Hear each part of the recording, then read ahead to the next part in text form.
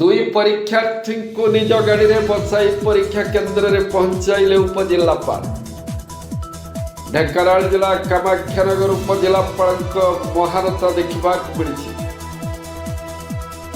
ଦୁଇ ଦଶମ ଶ୍ରେଣୀ ପରୀକ୍ଷାର୍ଥୀଙ୍କୁ ନିଜ ଗାଡ଼ିରେ ବସାଇ ପରୀକ୍ଷା କେନ୍ଦ୍ରରେ ପରୀକ୍ଷା ଦେବାର ସୁଯୋଗ ଦେଇଛନ୍ତି।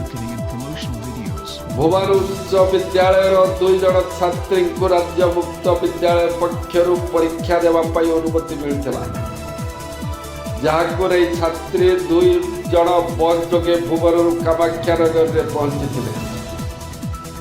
ମାତ୍ର ପରୀକ୍ଷା ନ ଦେଇ ଉଭୟ କାମାକ୍ଷାନଗର ବସ୍ଷ୍ଟାଣ୍ଡରେ ବୁଲୁଥିଲେ। ଏନେଇ ସମାଜସେବୀ କୃଷ୍ଣଚନ୍ଦ୍ର ସାହୁ ଦେଖି ଉପଜିଲ୍ଲାପାଳ ଦିନମଣି ନାୟକଙ୍କ ଦୃଷ୍ଟି ଆକର୍ଷଣ କରିଥିଲେ, ଯାହାକୁ ନେଇ ଉପଜିଲ୍ଲାପାଳ ତ୍ୱରିତ ପଦକ୍ଷେପ ନେବା ସହ ଛାତ୍ରୀ 2 ଜଣଙ୍କୁ ନିଜ ଗାଡ଼ିରେ ଢେଙ୍କାନାଳ କୋରିଆ ବଳଭଦ୍ରପୁର ଭାଡ଼ିରା ମଡେଲ ନୋଡାଲ ହାଇସ୍କୁଲରେ ଛାଡ଼ିଥିଲେ ଏବଂ ସେମାନେ ପରୀକ୍ଷା ଦେବା ପାଇଁ ସମସ୍ତ ବ୍ୟବସ୍ଥା ମଧ୍ୟ କରିଥିଲେ।